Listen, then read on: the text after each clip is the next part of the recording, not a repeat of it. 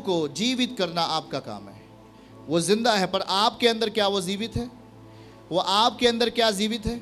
यदि आज भी आप पाप के दशाओं में हैं, आज भी आप वही पुरानी चीज़ें, पुराने लोग और नशे के साथ बैठना, गुनाह के साथ बैठना, शैतान के साथ समझौता करना, आज भी यदि वही चीज़ें आपके भीतर हैं तो कदापि आप अपने जीवन को नया नहीं देख पाएंगे। शैतान चाहता है लोग पाप करें, लोग व्यभिचार करें, लोग नशे में मर जाएं ताकि उसके पास चले जाएं। लेकिन प्रभु कहता है कि यदि तू मेरे वचन को मानेगा और उसे ग्रहण करेगा तो निश्चय ही शैतान की हर पावर तुझ में टूटेगी और आप एक पवित्र जीवन जीने वाले व्यक्ति बन जाएंगे यीशु के नाम में। आप एक सामर्थी व्यक्ति बनेंगे यीशु के नाम में। हालेलुया। तो अपने विश्वास की दशा में, अपने विश्वास की दशा को दूषित होने मत दो। पड़ोसी को बोलो, दूषित होने मत दो, गंदा होने मत दो, इसे पवित्र दशा दो। वचन पवित्र है, परमेश्वर पवित्र है। आपके अंदर, बोलिए हमारे अंदर परमेश्वर का वचन पवित्रताई की दशा में, सच्चाई की दशा में स्थिर हो जाए। क्या हो जाए? स्थिर हो जाए। रास्ता खुलने वाला है, रास्ता खुलने वाला है यीशु के नाम में। आमीन। एलिय्याह ने अपना चद्दर किसके ऊपर डाला? एलीशा के ऊपर, एलीशा के ऊपर डाल दिया। वो अभिषेक था, वो प्रभु का अनुग्रह था। आज वैसे ही आपके जीवन में भी प्रभु देना चाहता है अपना अनुग्रह। आप जब उसके वचन सुनने के लिए अपने आप को तैयार करिए, आप उसके वचन को, उसके वचन के साथ जीने के लिए आपने अपने आप को तैयार कर लिया है, तो वो भी तैयार है कि एक परमेश्वर का अभिषेक एक चद्दर की तरह, जैसा एलिय्याह ने एलीशा को ऊपर डाला, वैसे परमेश्वर का अभिषेक आपके ऊपर, आपके परिवार में आना चाहता है यीशु के नाम में। Hallelujah, hallelujah. प्रभु कहता है यदि तू मेरा आदर करेगा तो मैं तेरा आदर करूंगा। याद रखना, यदि उसके वचन को आपने गंभीरता से लिया है तो परमेश्वर भी आपको निश्चय ही उतनी ही गंभीरता से आपके अंदर बड़े बल के साथ काम करेगा यीशु के नाम में। आमीन। एलीशा के लिए जो रुकावट आने वाली चीजें थी, एलीशा ने उन वस्तुओं को क्या कर दिया? जला दिया। बोलिए जला दिया।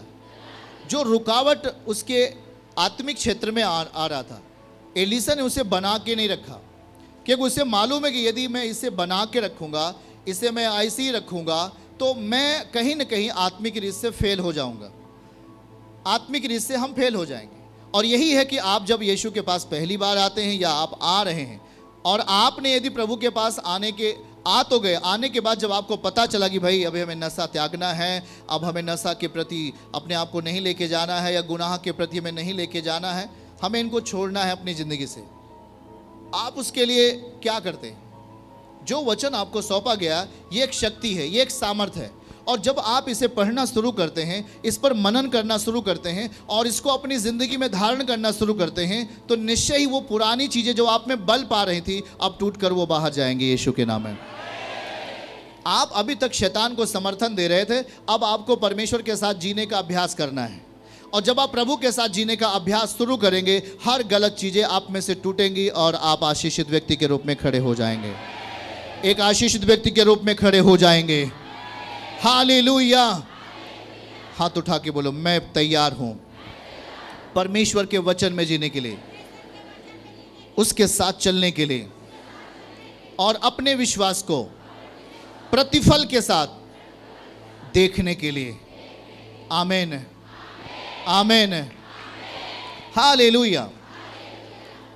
देखिए एक बात देखिए, दो लोग साथ में आते चर्च में प्रार्थना करने के लिए, पर एक व्यक्ति क्या होता है, वो विश्वास में, वो अपने जो वचन उसे सौंपे जाते हैं, उस वचन को लेकर के वो अपने विश्वास को सुरक्षित रखता है। जरा ध्यान से सुनिए।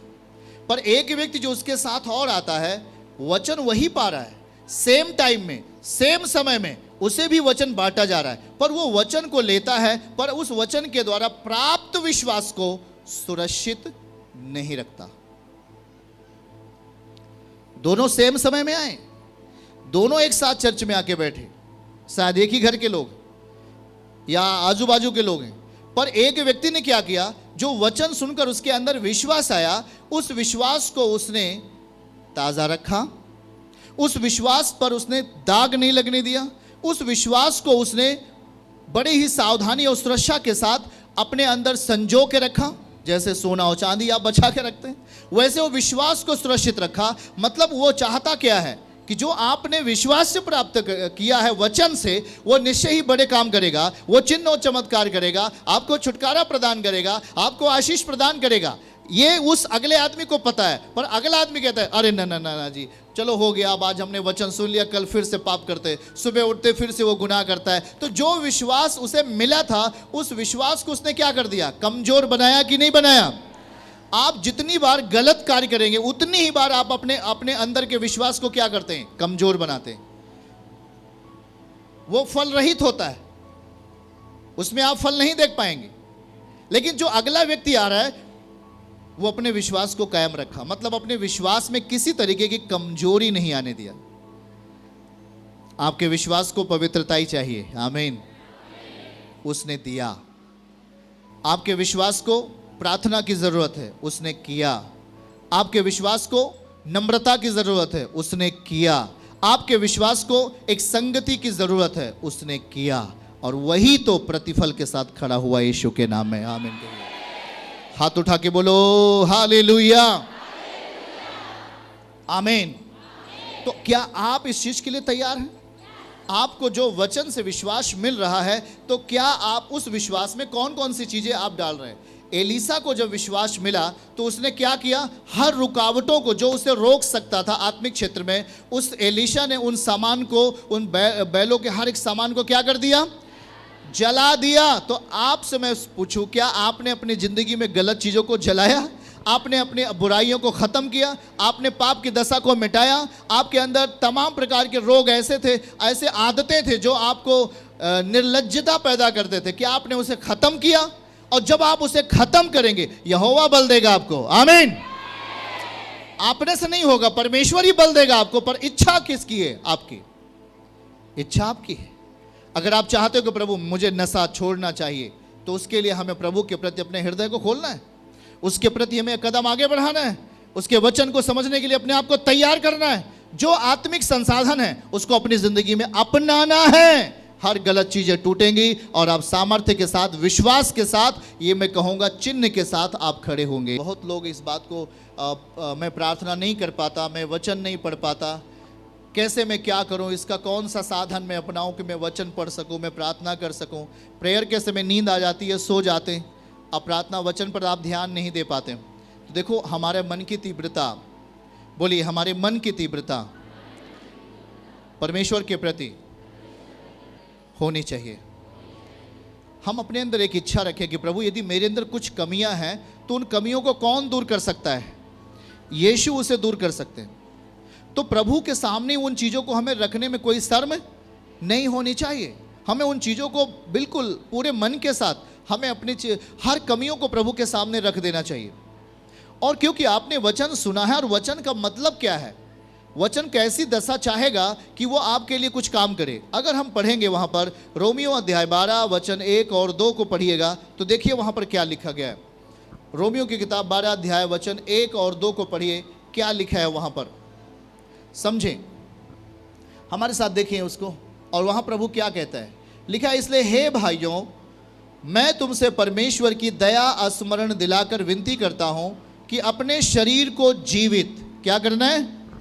तो प्रभु भी क्या चाहता है कि आपका शरीर क्या हो? जीवित हो। जीवित का मतलब ये नहीं कि आप एक जिंदा हैं, एक जिंदा व्यक्ति की तरह। आप यदि गुनाह और पाप की दशा में हैं तो आप जीवित नहीं हैं। एक जीवित, लिखा है अपने शरीर को जीवित और पवित्र और परमेश्वर को भावता हुआ करके बलिदान चढ़ाओ, यही तुम्हारी आत्मिक सेवा है, आमीन। अगर पहली चीज को नोट करें यहाँ पर, तो प्रभु हमारे शरीर के बारे में ज़्यादा चाहता है कि हमारा शरीर क्या रहे? जीवित रहे। पहला लिखा है हमारा शरीर क्या हो?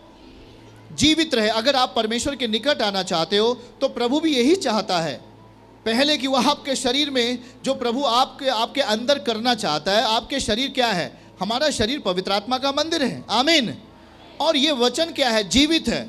वचन जिंदा है, और जब वचन जीवित है, हमारे अंदर आना चाहता है, तो निश्चय ही वो एक निशानी, एक चिन्ह को हमारे लिए देगा कि हमारा शरीर क्या हो? जीवित हो।